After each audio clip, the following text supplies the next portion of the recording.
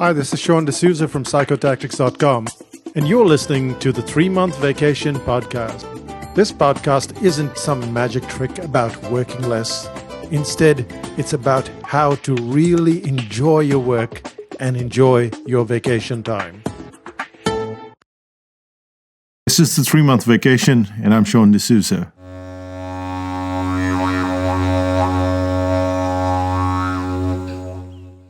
So as you figured out, that is the sound of the didgeridoo, and we just got back from Australia. We were there for a couple of weeks, and it's also the sound of flies.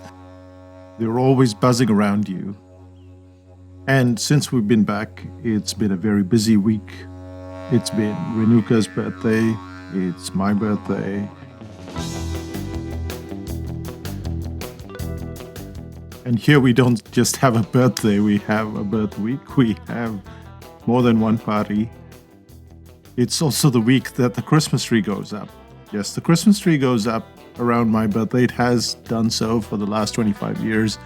And it's a very busy week. So instead of slogging through yet another podcast, I thought I'd release an old favorite of mine. This is the very first podcast we did. And at that point in time, we had the evil twin. Well, this is a re-release without the evil twin. I hope you'll enjoy it.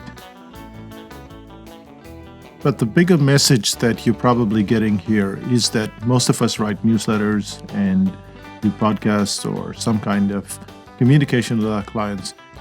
And there are times when we cannot do it. We feel the pressure and we put out some shoddy product. It's much better to re-release stuff. And we do this not only with our newsletters, but as you can see, with the podcast too. So if you're ever stuck, this podcast will give you that inspiration to re-release stuff. And here we go with the re-release number 1, Magic versus Outsourcing. I think a business needs to run on philosophy. I think most of us get so wound up with marketing and structure and sales and customers that we forget about philosophy. And philosophy is what drives us as individuals. When I started out at Psychotactics, that was the purpose. The purpose was to create great work and to have a lot of time off. And so this first episode is about that 4-hour work week concept. It bugs me. It bugs me a lot. I don't know if it bugs you a lot, but it bugs me a lot. And the reason why it bugs me is it somehow makes work feel bad, like something we shouldn't be doing. That's something that should be outsourced. And I think for work to really work for us, it needs to be magic. And so this first little episode is about why you can't outsource magic. Why you can't outsource magic. I don't mow the lawns, I outsource it. I don't do my accounts, that my accountant handles. I bake my own bread, cook my own food, but at least half the time it's all outsourced. In fact, when I think about it, a good amount of the stuff that I deal with is outsourced. But what I don't outsource is magic. I find it magical to write my own articles, to do my own books, to draw my own cartoons. I even answer my own email. When I think about those who are yearning for a 4-hour work week, I find it incredibly weird and very unsettling. I think of Leonardo da Vinci spending only 4 hours a week. I think of Michelangelo goofing up on the statue of David and putting in just the least amount of time. I think of the wine I drink and how would it taste if the guy who made the wine just spent 4 hours a week instead of 40 or 50 or 60 hours a week. I remember the movies that have moved me, the food that I've relished over the years. And, the thing that strikes me the most is that all of it is magical and that people have put in their time and their effort, and the 4-hour work week makes no sense to me at all.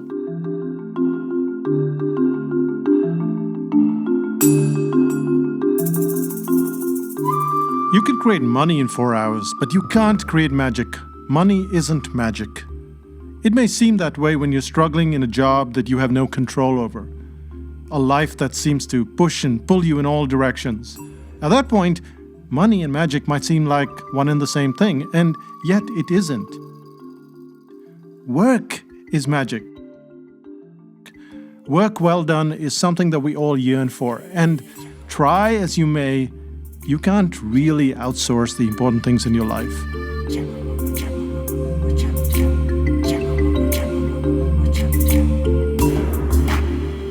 So when some internet marketer comes along and tells you that a 4-hour work week is magical, then they're just someone that is equating work with money. That somehow you could work for 4 hours a week, make all the money you want, and then be happy. And I can assure you that you'd be happy for a while, but then what you'd seek is magic. And magic, that's what takes a little time and effort. In fact, it takes a lot more time and effort. I wake up at 4 a.m. every day and have done so for many years. I don't have to wake up. We've done very well over the years. We have a business which attracts really phenomenal customers that have stayed with us for 6, 8, 10, 12 years. Our workshops are always full. Our courses often sell out in an hour, sometimes in 20 minutes. We've banked enough and we own enough and we travel 3 months in a year. And truly speaking, if we were to stop working now, we could go on for the next 30 years living the life that we live in all the comfort that we have right now. So why wake up at 4 a.m.? Why put in 99 cartoons in a book when people are just happy to read the book as is? Why bother to write and rewrite and engineer a course when you can just have any old course? It's all extra work, it's all more hours in the day. And sometimes you think, well, do we really have to put in all this extra effort? The answer is yes, because you want to create magic. You can outsource some of the stuff, and you should. But to create that Mona Lisa, that statue of David, someone has to work really hard and really long and create something magical.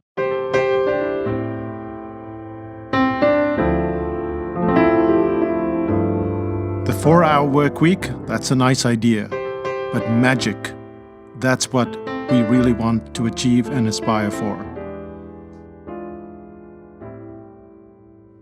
And this brings us to the end of the very first podcast of the 3-month vacation. I would really love it if you could go to iTunes, search for the 3-month vacation, and subscribe. And while you're there, please do give us a nice review. We would really appreciate it, as it would help spread the word for this podcast. The next podcast is about the 3-prong system and how to set up a business so that you can actually enjoy your work and take your vacations. Bye for now.